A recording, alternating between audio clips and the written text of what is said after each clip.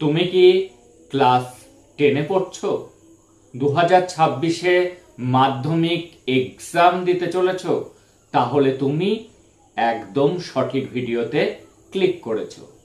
আজকের এই ক্লাসে আমরা দেখে নেব 2026-এ রাইটিং স্কিলে 30 আউট অফ 30 পাওয়ার কৌশল।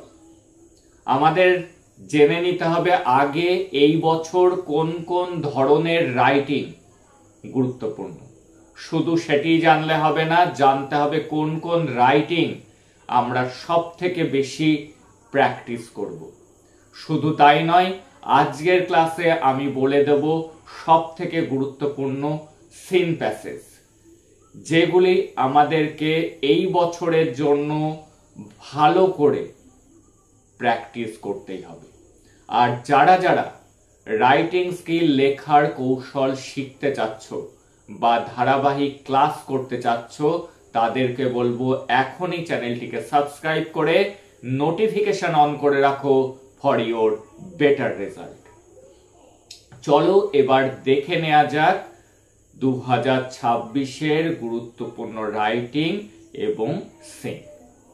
চলো সবার প্রথমে দেখে নেওয়া যাক রাইটিং স্কিলের কোন টপিকগুলি এই বছরের জন্য গুরুত্বপূর্ণ। সব থেকে গুরুত্বপূর্ণ নোটিশ রাইটিং। একটি কিন্তু নোটিশ রাইটিং এবছর আসছেই। এই বায়োগ্রাফি এবং প্রসেসিং এই দুটির মধ্যে থেকে যে কোনো একটি আসবে, এবং লেটার রাইটিং কিন্তু প্রত্যেকবারই কিন্তু এসে থাকে। আর রয়েছে স্টোরি রাইটিং। এই বলা যেতে পারে যে এই তিনটের মধ্যে থেকে বায়োগ্রাফি, প্রসেসিং আর স্টোরি থেকে একটি কোশ্চেন আসবে, নোটিশ রাইটিং থেকে একটি কোশ্চেন আসবে, এবং লেটার রাইটিং থেকে একটি কোশ্চেন আসবে। সব থেকে বেশি ইম্পর্ট্যান্ট এই বছর লেটার রাইটিংয়ের মধ্যে ইনফর্মাল লেটার, অর্থাৎ যেটি আমরা বন্ধুর কাছে লিখি, ভাইয়ের কাছে লিখি, এই ধরনের লেটার। তারপরে ইম্পর্ট্যান্ট হলো অফিসিয়াল লেটার। অফিসিয়াল লেটার কোনটি? যেটি হেডমাস্টারের কাছে লিখি, থানার ওসির কাছে লিখি, চেয়ারম্যানের কাছে, বিডিওর কাছে, এগুলি হলো অফিসিয়াল লেটার। আর এডিটোরিয়াল লেটারের সম্ভাবনা একটু তুলনামূলক কম, কিন্তু সেটিও আমাদের জেনে রাখতে হবে। আর এই নোটিশ লেখা সব থেকে সহজ, কারণ এর একটি নির্দিষ্ট ফরম্যাট আছে। সেই ফরম্যাটটা ফলো করে কিন্তু আমরা এক্সামে যে কোনো ধরনের নোটিশ লিখে আসতে পারবো। বায়োগ্রাফি, তারও কিন্তু ফরম্যাট আছে। প্রসেসিং রাইটিংয়েরও একটা নির্দিষ্ট নিয়ম রয়েছে, সেটি ফলো করলে আমরা সমস্ত প্রসেসিং রাইটিং লিখতে পারবো। লেটার রাইটিংয়েরও কিন্তু ফরম্যাট আছে। আর যেটা আমাদের পয়েন্টস ওয়াইজ লেখা শিখতে হবে সেটি হলো স্টোরি রাইটিং, যার কোনো নির্দিষ্ট ফরম্যাট নেই, কিন্তু একটা ফর্মুলা আছে কিভাবে আমরা শুরু করব। যেমন once upon a time, once, one day, at that time, suddenly, এই ফ্রেজগুলি, এই ওয়ার্ডগুলি আমরা ব্যবহার করে থাকি স্টোরি রাইটিংয়ে। এবং স্টোরি রাইটিং সবসময় আমরা চেষ্টা করব সিম্পল পাস্ট টেন্সে লেখা।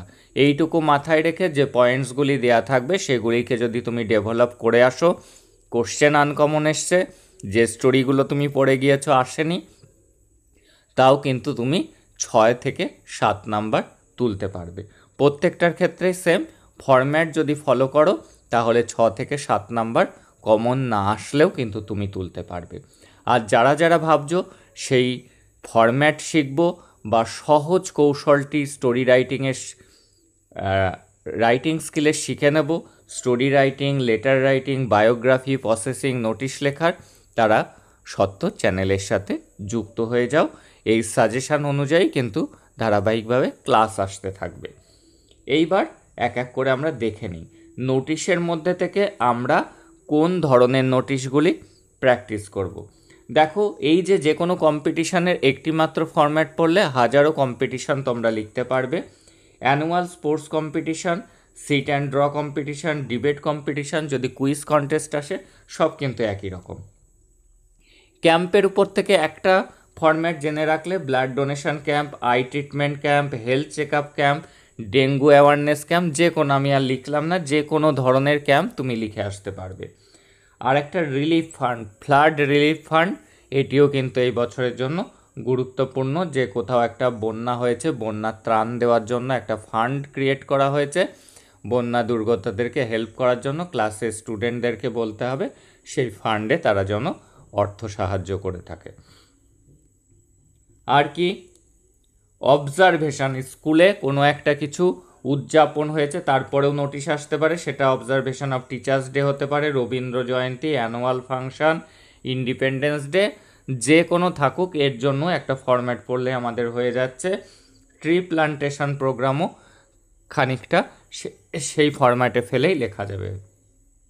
আর কি, স্বচ্ছ ভারত অভিযান, নির্মল বিদ্যালয় অভিযান, কিপ ইউর স্কুল ক্লিন, এইগুলোরও একটা নির্দিষ্ট ফরম্যাট আছে। এই ফরম্যাটগুলো জেনে কিন্তু এগুলোকে লেখা যাবে। আর বেসিক একটা ফরম্যাট আছে, কেউ যদি কিচ্ছু না পারো সেই ফরম্যাট অনুযায়ী লিখে আসলেও কিন্তু সে 50% মার্ক বা 60% মার্ক, তার যদি হ্যান্ডরাইটিং সুন্দর হয়, স্পেলিং মিস্টেক না হয়, সে কিন্তু মাত্র একটা ফরম্যাট জেনেই এই সমস্ত নোটিশ রাইটিং লিখেও কিন্তু 10-এর মধ্যে আউট অফ 6 স্কোর করতে পারবে। কমন আশা লাগবে না যে কোনো কোশ্চেন নোটিশের আসলেই। এবার বায়োগ্রাফি রাইটিংয়েরও একটা নির্দিষ্ট ফরম্যাট আছে, যে কোনো ব্যক্তি সম্পর্কে তার জীবনী লিখতে দিলেই কিন্তু সেই ফরম্যাটে ফেলে দিলেই হয়ে যাবে।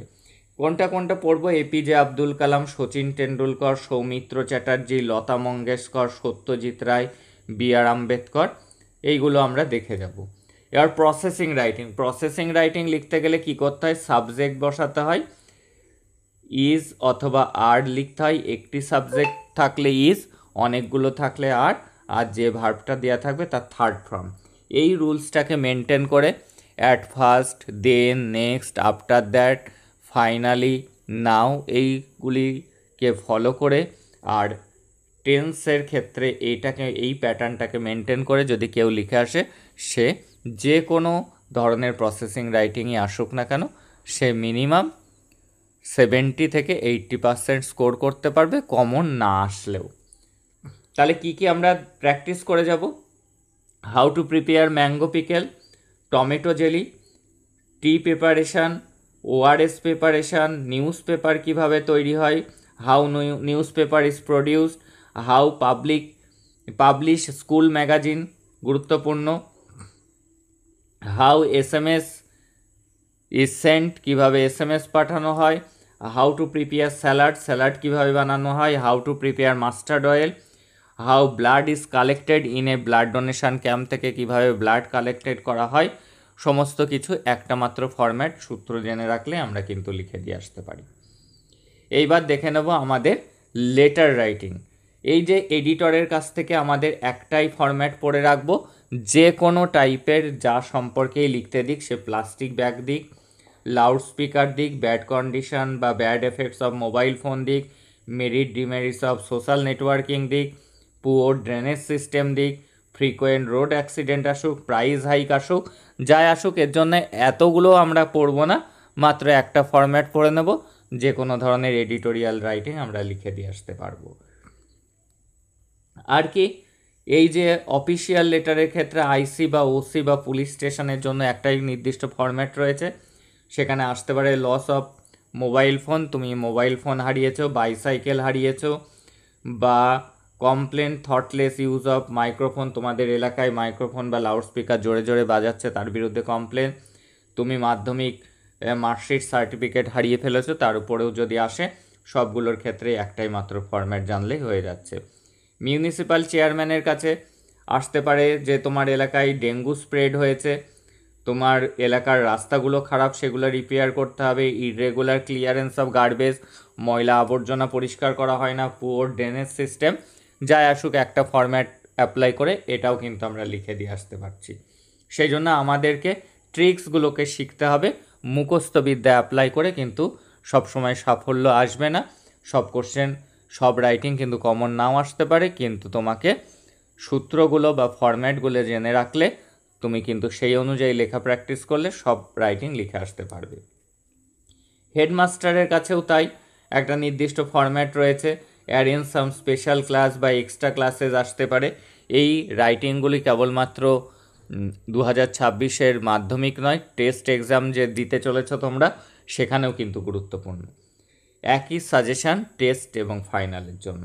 Letter to the headmaster to arrange educational ট্যুরে নিয়ে যাওয়ার জন্য হেডমাস্টারকে তোমরা রিকোয়েস্ট করে যে লেটার লিখতে পারো।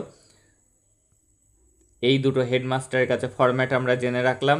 তাহলে হেডমাস্টার কমপ্লিট হয়ে গেলে এবার সবথেকে গুরুত্বপূর্ণ বন্ধুর কাছে চিঠি, ভাইয়ের কাছে চিঠি। Write a letter to your brother বা friend about the benefits of reading news paper daily, physical exercise, yoga, meditation, এইগুলোও একটা ফরম্যাট অ্যাপ্লাই করে একটা দুটো লাইন ইনক্লুড করে দিয়ে কিন্তু আমরা লিখতে পারবো।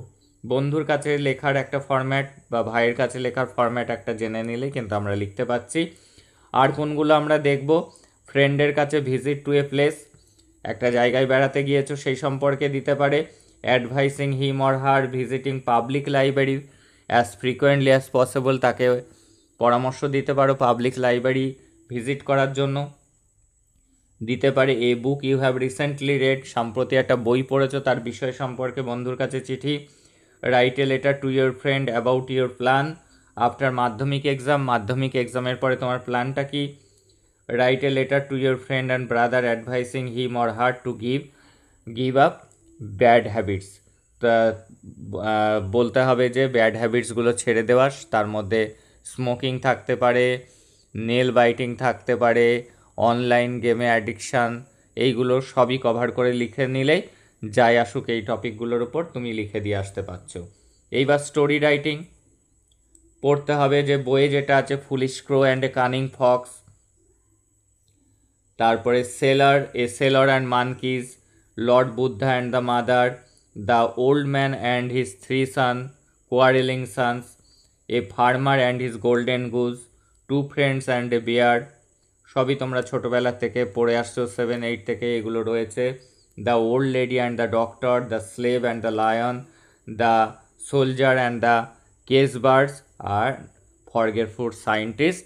এই 10টা অবশ্যই আমরা প্র্যাকটিস করে যাব। আর আমরা যদি লেখার টেকনিকটা বুঝে যাই তাহলে কিন্তু যাই পয়েন্টস দেওয়া থাক প্রত্যেকটাতে কিন্তু নিশ্চিন্ত থাকতে পারো, তোমাদেরকে আউটলাইন দিয়ে দেবে, ওই আউটলাইনগুলি ডেভেলপ করতে হবে।